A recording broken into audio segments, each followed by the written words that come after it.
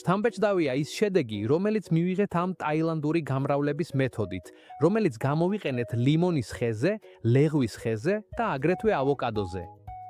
შედეგები მართლაც გასაოცარია, ფესვების წარმოქმნის მაჩვენებელი ძალიან მაღალია და მეთოდი ძალიან მარტივია სახლის პირობებში გასამეორებლად. ამ სისტემის მთავარი უპირატესობა ისაა, რომ ჩვენი ნერგის თითოეული კვირტი ან ხლორტი შეიძლება გადაიქცეს სრულიად დამოუკიდებელ ახალ მცენარედ. საჰაერო დაკალმებისგან განსხვავებით, რომელიც მხოლოდ ერთ ხეს გაძლევს, ამ მეთოდით შეგიძლია ერთი ტოტის ნაჭრით მასშტაბურად გაამრავლო შენი მცენარეები. ცოტა სიფრთხილე ნამდვილად სჭირდება, მაგრამ როგორც კი ისწავლი, დარწმუნებული ვარ მადლობას გადამიხდი, რადგან შედეგები მართლაც შთამბეჭდავია. ამიტომ დარჩი ბოლომდე, რადგან მნიშვნელოვანია, რომ არც ერთი დეტალი არ გამოგჩეს იმათგან, რასაც ახლა აგიხსნი. ვიცხეკთ. ამ თაილანდური გამრავლების მეთოდისთვის დაგჭირდება პლასტმასის ბოთლი, სასურველია 8 ლიტრიანი, მაკრატელი ან დანა, მდინარის ქვიშა ან გარეცხილი ქვიშა. ასევე შეიძლება გამოიყენოს სამშენებლო ქვიშა, მაგრამ აუცილებლად კარგად უნდა გარეცხოს სუფთა წყლით გამოყენებამდე. თუ ზღვის ქვიშას იყენებ, აუცილებლად რამდენჯერმე გარეცხე, რომ მთლიანად მოიშორო მარილები. სისუფთავე ძალიან მნიშვნელოვანია, რადგან ამ მეთოდში ტენიანობა იქნება ძალიან მაღალი, 90%-დან 100%-მდე რამდენიმე კვირის განმავლობაში და ნებისმიერი მარილის ან ორგანული ნარჩენის არსებობა შეიძლება გამოიწვიოს სოკოს ან ლპობის გაჩენა. ასევე დაგჭირდება 3 ნერგი, თითოეული სხვადასხვა სახეობის, 1 ლიმონის, 1 ლეღვის და 1 ავოკადოს ან პალტას ნერგი, დაახლოებით 10-დან 15 სანტიმეტრამდე სიგრძის, რამდენიმე ხილული კვირტით. 3%-იანი ან 10 მოცულობის ჟანგბადის წყალი, იგივე რაც სახლში გვაქვს. აფქული დარიჩინი, შესასხურებელი ბოთლი და ბამბის პატარა ნაჭერი, თუმცა ეს ბოლო სურვილისამებრ არის. ეს დაეხმარება დრენაჟს და არ მისცემს ქვიშას გასვლას. ახლა ვიღებთ ბოთლს და ვჭრით ქვედა ნაწილს, დაახლოებით 5 სანტიმეტრის სიმაღლეზე. ეს ძირი იქნება ჩვენი მთავარი კონტეინერი. ქვედა ნაწილში, დაახლოებით 2 სანტიმეტრის სიმაღლეზე, ვაკეთებთ ერთ დრენაჟის ხვრელს, რათა ზედმეტი წყალი მარტივად გამოვიდეს. ამ ხვრელის გაკეთება შეგვიძლია კუტერით, ლურსმნით ან სოლდერით, თუმცა მე გირჩევთ კუტერის გამოყენებას, რადგან ეს სწრაფი, სუფთა და ზუსტია. თუ ხვრელი ცოტა დიდი გამოვიდა, შეგიძლია პატარა ბამბის ნაჭერი ჩადო, რომელიც დრენაჟს უზრუნველყოფს, მაგრამ ქვიშას არ გაატარებს. როგორც კი ხვრელი მზად იქნება, კონტეინერში 4 სანტიმეტრ ქვიშას ვამატებთ.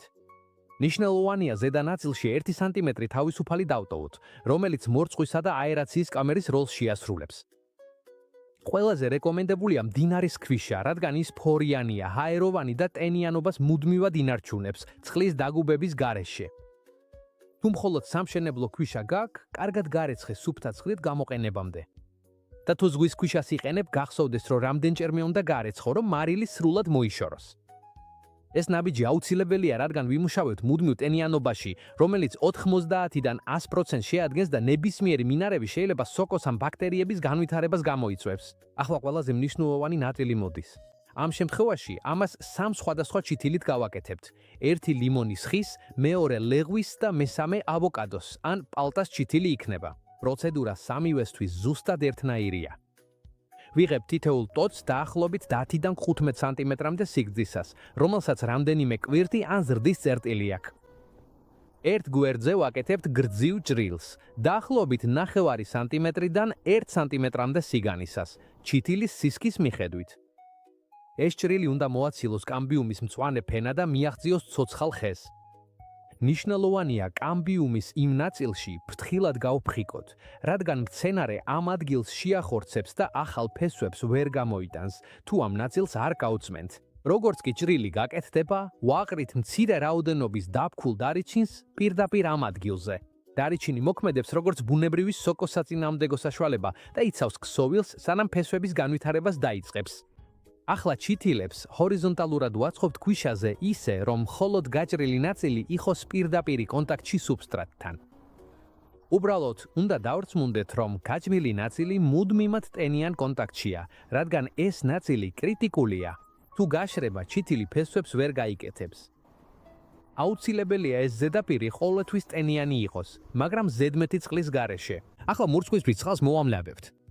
1 ლიტრ სუფთა წყალში ვამატებთ 1 ჩაის კოვს 3%-იან ან 10 ვოლუმის ჟანგბადიან წყალს.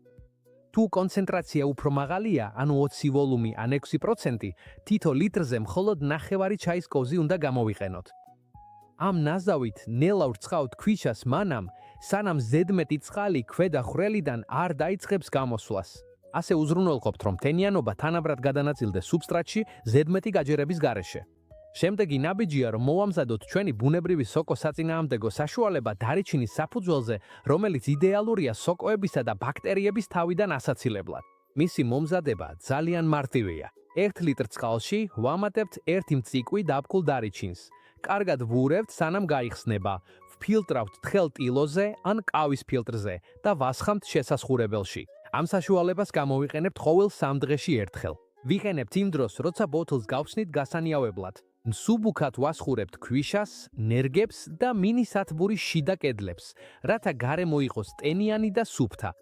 ახლა ვიღებთ ბოთლის ზედა ნაწილს და ერთ გვერდზე ვაკეცებთ ვერტიკალურ ჭრილს. ეს საშუალებას მოგცემს გავხსნათ და დავდგათ ბაზაზე, რითაც შევქმნათ ხელნაკეთ მინისათბურს. ეს სისტემა შეინარჩუნებს მუდრივ ტენიანობას 90-დან 100%-მდე, რაც იდეალურია ნერგებისთვის, რომ ბუნებრივად განავითარონ ფესვები. პროპაგატოს უდგამთ ისეთ ადგილას, სადაც კარგი არაპირდაპირი განათებაა, მზის პირდაპირი სხივების გარეშე. ყოველ 3 დღეში ოდნავ ხსნით თავსახურს, რათა გავანიავოთ, შევამოწმოთ ტენიანობა და დავამატოთ დარიჩინის ბუნებრივი სოკო-საწინააღმდეგო საშუალება. თუ შევამჩნიეთ, რომ ქვიშა ზედმეტად გაშრა, ზედა მხრიდან ვამატებთ ცოტა სუქთა წყალს. სათანადო პირობებში, როდესაც ტემპერატურა 20-დან 38 გრადუს ცელსიუსამდეა და ტენიანობა მაღალია, ფესვების განვითარება შეიძლება 4-დან 6 კვირამდე გაგრძელდეს. ეს დამოკიდებულია სახეობაზე. ლეღვის და ლიმონის ნერგები, როგორც წესი, უფრო ადრე ფესვიანდებიან. ავოკადო კი ცოტა მეტ დროს საჭიროებს, მაგრამ ყველა ძალიან კარგად რეაგირებს ამ მეთოდზე.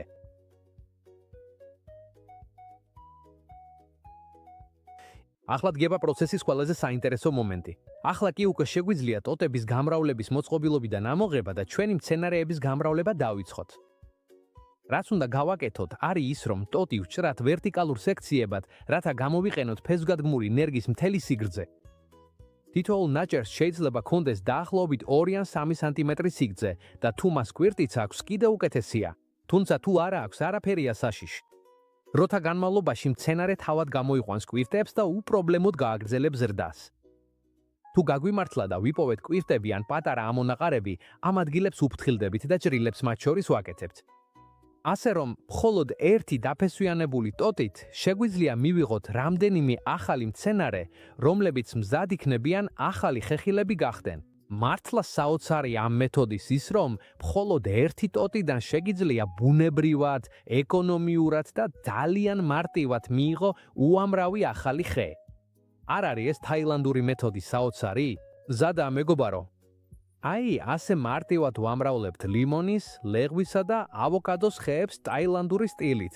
თუ მოგეწონა ეს ვიდეო, არ დაგავიწყდეს დაალაიქო და გამოიწარო არხი, რადგან მალე კიდევ უფრო მარტივ და გამოცდილ მეთოდებს გაგიზიარებ, რომ შენი ბაღი სავსე იყოს სიცოცხლით. მომდევნო შეხვედრამდე.